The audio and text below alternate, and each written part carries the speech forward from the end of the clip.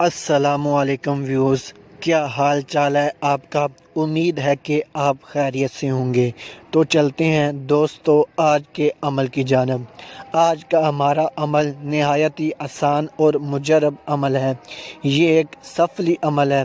सफली से मुराद काले इल्म का ये अमल है। क्योंकि कुमीस में मेरे भाई काफ़ी कह रहे थे यार कोई सफली अमल शेयर करो, तो ये अमल उन भाइयों के लिए मैंने शेयर किया है। इस अमल को करने से पहले आपको आसार लाजमी करना होगा। आप कोई भी आसार कर सकते हैं, चाहे वो काली इल्म का आसार हो या वो नूरानी आसार हो। नूरानी आसार मैं आपसे शेयर कर देता हूँ, वो आसार आप कर सकते हैं। 3 मरतबा आपने आयतुल कुर्सी पढ़नी होगी और अपने हाथों पर फूंक मारना होगा, और उसके बाद वो आपने हाथ अपने सारे जिस्म पर फेर लेनी है। इसके बाद ये आसार पूरा हो जाएगा और फिर 3 मरतबा आयतुल कुर्सी पढ़ कर आपने किसी भी चीज़ से अपने गिर्द दायरा लगा लेना है, और उसके बाद ये अमल आप शुरू कर सकते हैं। बिना टाइम ज़ाया किए चलते हैं दोस्तों अब हम अपने अमल की जानब। मैं ये बात फिर कह रहा हूँ कि जो मेरे भाई कमज़ोर दिल हैं वो इस अमल को हरगिज़ ना करें। इससे जो जिन हाज़िर होगा उसका नाम बुरकान अबू अल अजाइब है।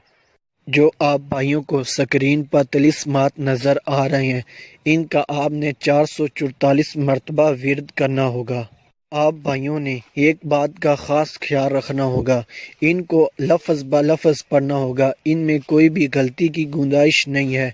एक बार आपने इनको दुरुस्त लफ्ज़ों के साथ याद करना होगा और उसके बाद ये अमल शुरू करना होगा। एक बार मैं ये तिलिस्मात आपको पढ़ कर सुना देता हूँ। अक़समत अलैकुम या बुरक़ान अबू अल अजाइब बाला मस्काइलु व बिहुरमती या खबीरु अहदरु अल अजल अल वहा अल साअता। एक बार मैं रवानगी की तरह आपको पढ़कर सुना देता हूँ।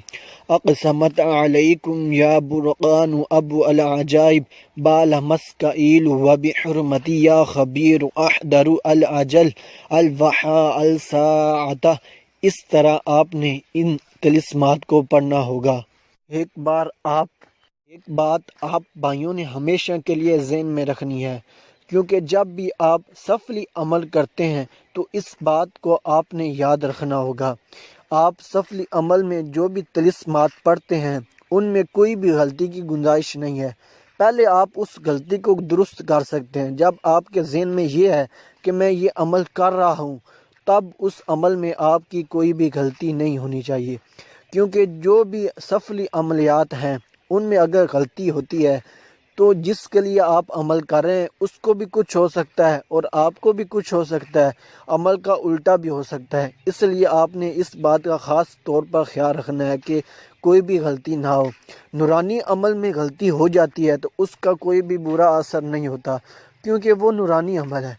काले इल्म में यही असूल है, क्योंकि आप जब भी गलती करेंगे तो आपका कोई भी नुकसान भी हो सकता है। इसलिए आपने ये बात हमेशा याद रखनी है कि जब भी सफली अमल करें तो उसमें कोई भी गलती ना हो।